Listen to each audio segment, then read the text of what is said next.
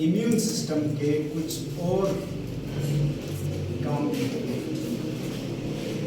ये इम्यूनिटी तो नहीं है, लेकिन इंसान ने इस इम्यूनिटी को समझने के बाद अपने लिए इसको कैसे इस्तेमाल किया। याद रखना, किसी भी बीमारी के मराहिल हैं उसको डील करने के। सबसे पहला मरहला है डिटेक्ट करना, जिसको तशखीस भी कहते हैं, जिसको डायग्नोसिस भी कहते हैं। दूसरा है उससे बचाव के लिए एहतियाती तदाबीर करना।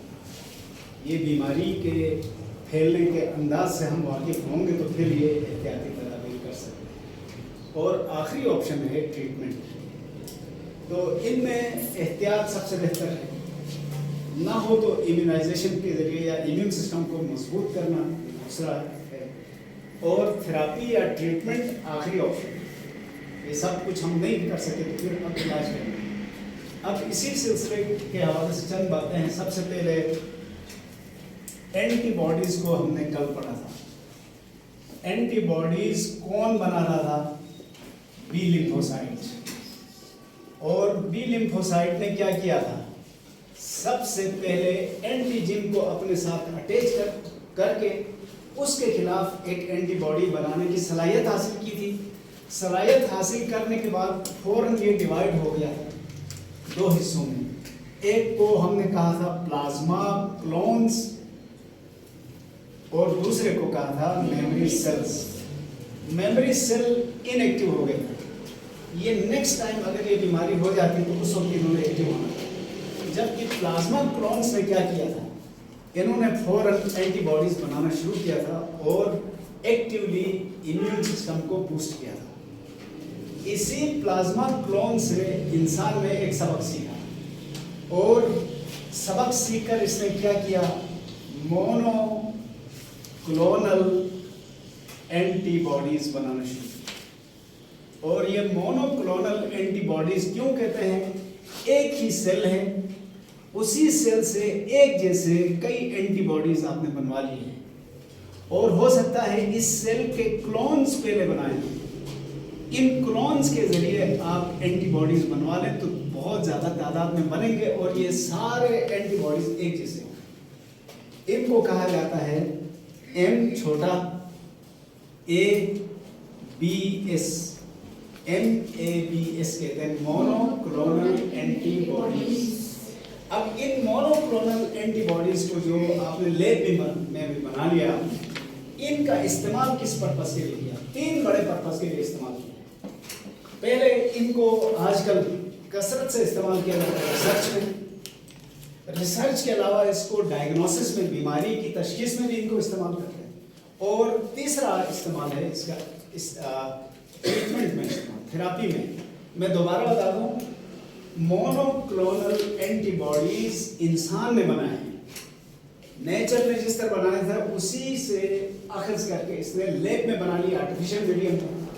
अब इन इंसान की बनाई हुई मोनोक्लोनल एंटीबॉडीज का तीन जगह पे इस्तेमाल हो रहा है। रिसर्च में इस्तेमाल हो रहा है, डायग्नोसिस में इस्तेमाल हो रहा है, और ट्रीटमेंट या इलाज में इस्तेमाल हो रहा है। यहाँ इनकी कुछ मिसालें हम पढ़ेंगे।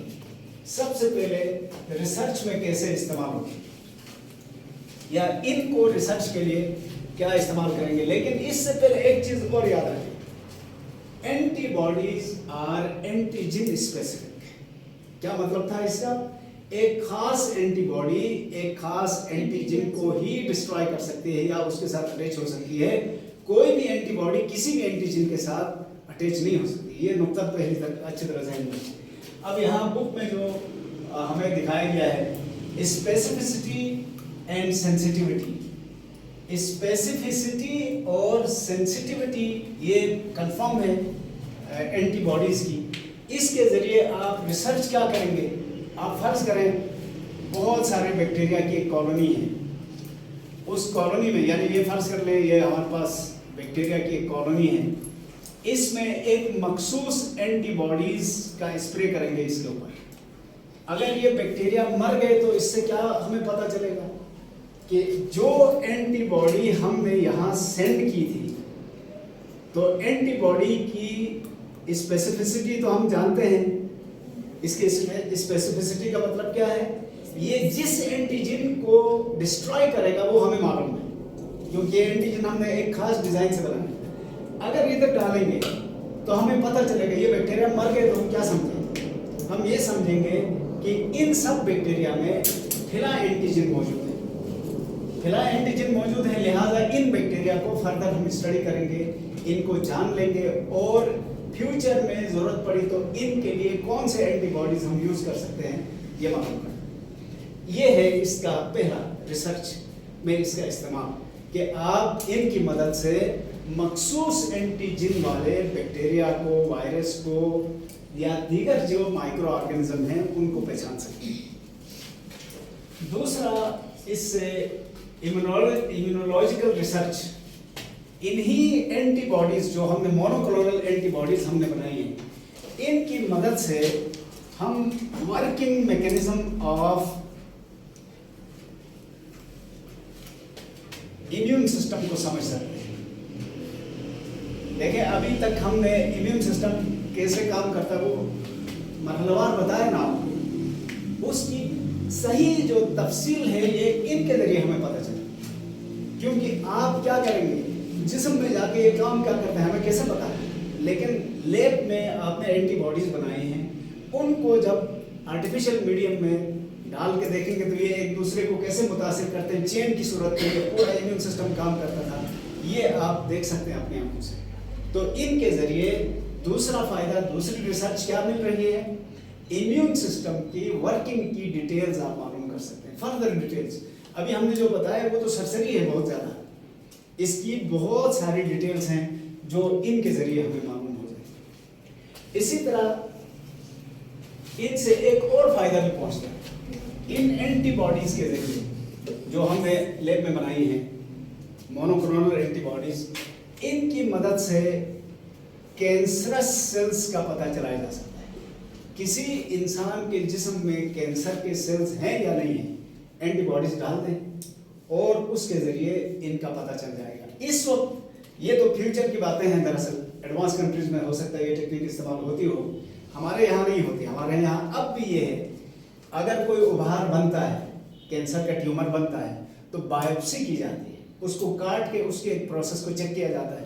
लेकिन एडवांस कंट्रीज में इनकी मदद से एंटीबॉडीज डाल के उसके जरिए पता चलाया जाएगा कि जिस्म में कहीं कोई सेल कैंसर ज़्यादा तो नहीं है, इसी तरह कोई सेल इन्फेक्टेड तो नहीं है, क्योंकि ये स्पेसिफिक है। एक एंटीबॉडीज डाले, मसलन हमें मालूम है कि एजोटोबैक्टर एक बैक्टीरिया है, उसके एंटीजन हमें मालूम है, उसके एंटीबॉडीज भी मालूम है, उसके एंटीबॉडीज जिसमें में डाल के देखेंगे, अगर कोई इफेक्ट हो जाता है तो हम समझेंगे ये बैक्टीरिया अंदर आ चुका है, अगर कोई नहीं होगा तो हम क्या समझेंगे, ये बैक्टीरिया तो नहीं है। तो इस तरह से कैंसर ज़्यादा सेल्स का भी पता चलाया जा सकता है बर वक्त, वरना कैंसर के आसार बहुत लेट शो हो जाते हैं, अर्ली स्टेज में शो ही नहीं होते। तो इस टेक्निक के जरिए हम इसको बर वक्त मालूम कर सकते हैं। इसके अलावा कोई और जरासीम दाखिल हुआ है कि नहीं हुआ है, इसका भी पता चलता है, इन्फेक्टेड सेल्स का। इसके बाद है प्रोटीन एनालिसिस।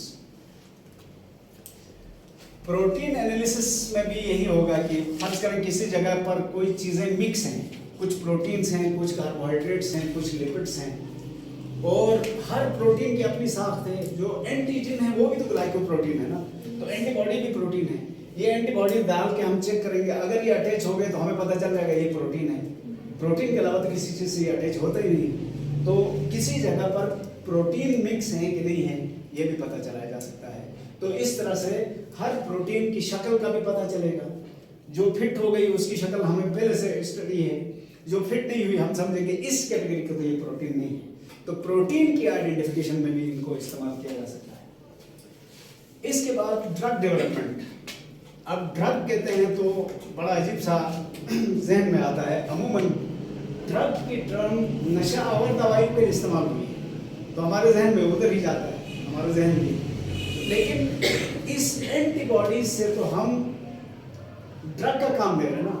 एंटीबॉडीज जाके एंटीजन को पकड़ के जरासीम को मार रहे हैं तो आपको दूसरी दवाई डालने की जरूरत नहीं है या उसके इस्तेमाल की जरूरत नहीं है। इसके अलावा ये भी किया जा सकता है, ड्रग को मौसर बनाने के लिए इनसे मदद ली जा सकती है। ये जाके जब जिस जरासीम के सरफेस पर जीन्स होंगे उसके साथ ये अटैच हो जाएंगे, तो वो सेल बेबस हो गया है।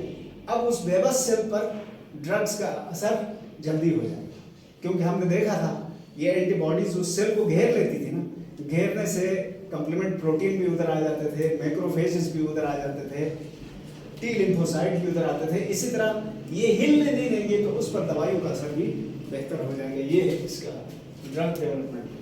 इसके बाद है इम्पैक्ट ऑन डायग्नोसिस। इनके जरिए बीमारियों का इलाज भी किया जा सकता है। यहाँ पर 2 टेस्ट्स का जिक्र है। एक कहलाता है एलिसा, इसको बल्कि इस तरह लिखते हैं ELISA, एंजाइम लिंक्ड इम्यूनोसॉर्बेंट एसे। एंजाइम लिंक्ड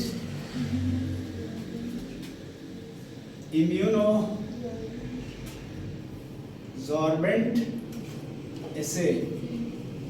ये काफी लंबा चौड़ा टेस्ट है, लेकिन इस टेस्ट के जरिए एक खास एंटीजन का पता चला जाता है। क्या करते हैं, मसलन एक कंटेनर है, इस कंटेनर में एंटीजन को इमोबिलाइज किया जाता है, फिक्स किया जाता है, इसमें एक लिक्विड डालते हैं, फिर क्या करते हैं, ये एक एंटीबॉडी है, इस एंटीबॉडी के साथ एक खास एंजाइम को जोड़ दिया जाता है, इसको डाल देते हैं इधर। अगर ये एंटीजन इस एंटीबॉडी का है तो ये इसके साथ अटैच हो जाएगा।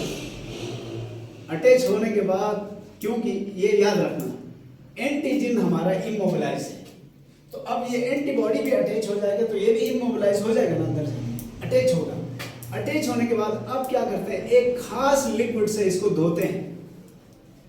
धोने से अगर ये एंजाइम इधर मौजूद हुआ तो इसका रंग चेंज हो जाता है, अगर एंजाइम लिंक नहीं हुआ तो रंग चेंज नहीं होगा। अब इससे हमें पता क्या चला, समझो, पता ये चल रहा है अगर इस एंटीबॉडी के एंटीजन का तो हमें पता है ना।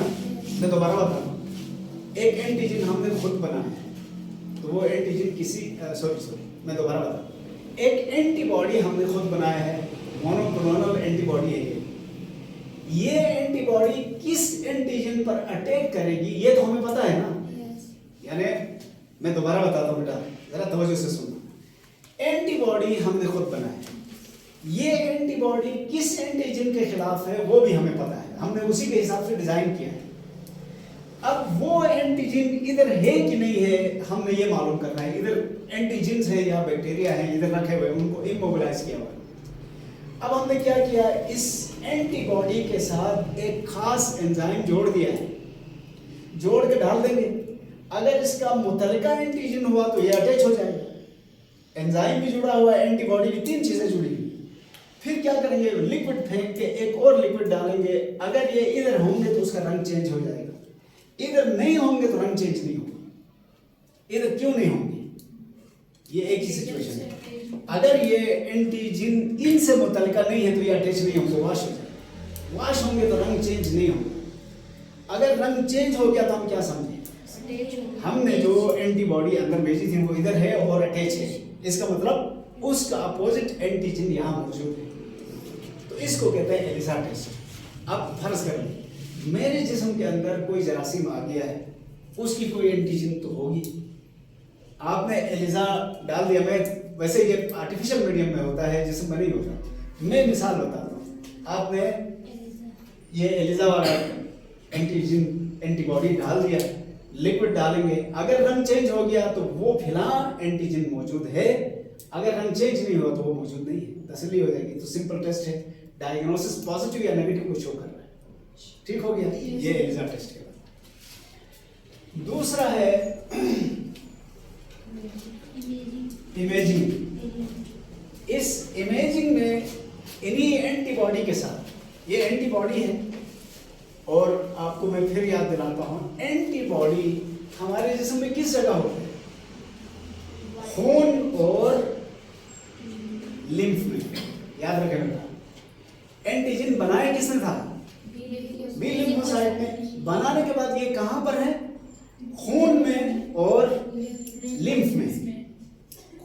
बीमारियों के बाहर भी है, एंटीजन है। अच्छा, अब इसको थोड़ी देर के लिए जहन में रखना। हमने क्या करना है, एक शख्स है, उसके गुर्दे, उसका लिवर, उसके हार्ट प्रॉपरली काम करते हैं या नहीं, इसके लिए क्या किया है, हमने बाहर से MABS ये बनाए। कौन सा है? Monoclonal antibodies. और इनमें कोई रेडियो एक्टिव एलिमेंट रखा है। अब इनको इंजेक्ट करें। इंजेक्ट करने के साथ साथ एक ट्रेसर सब्सटेंस भी इंजेक्ट करते हैं। ये ट्रेसर सब्सटेंस इसके साथ रिएक्ट करता है तो इसका रंग चेंज हो जाता है। और बाहर से आप इमेज इसका लैब में मालूम कर सकते हैं, मॉनिटर में। मैं एक मिसाल बताता हूँ, ये अल्फाज शायद मेरे साथ नहीं दे रहे आज, मैं आपको यूं बताता हूँ।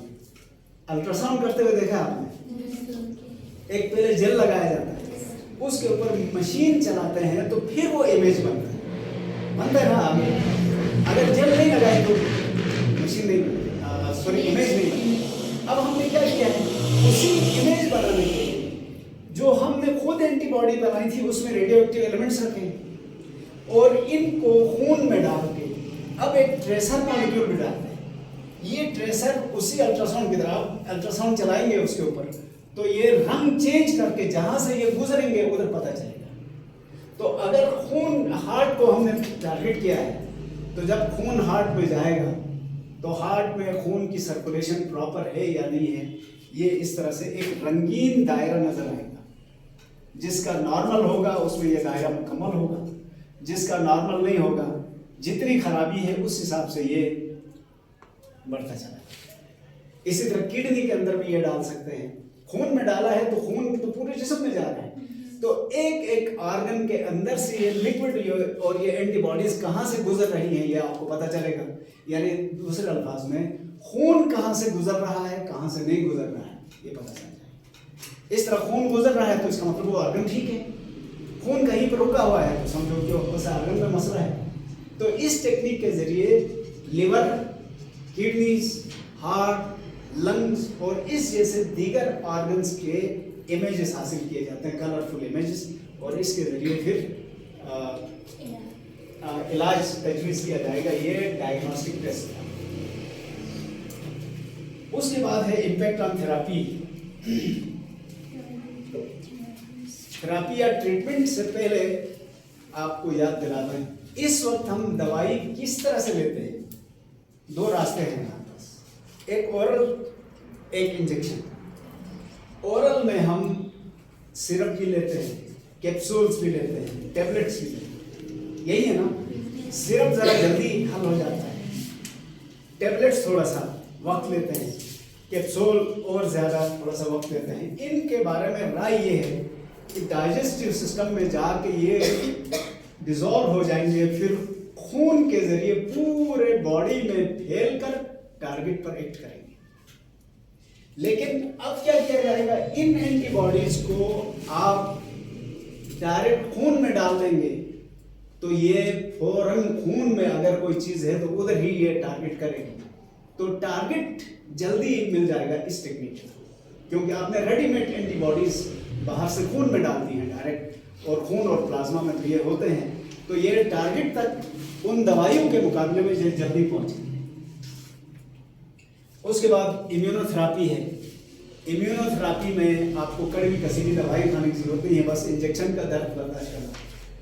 बहुत सारे लोगों को ये मसला है ना, असल में ये बचपन से डराते हैं छोटे बच्चों को, डॉक्टर को बुलाएंगे, चुप हो जाओ, सुई लगाएगा, ये लगाएगा, और डरा के, हालांकि सुई जब लगती है तो कोई खास दर्द नहीं होता है, वो अभी तो बहुत मामूली।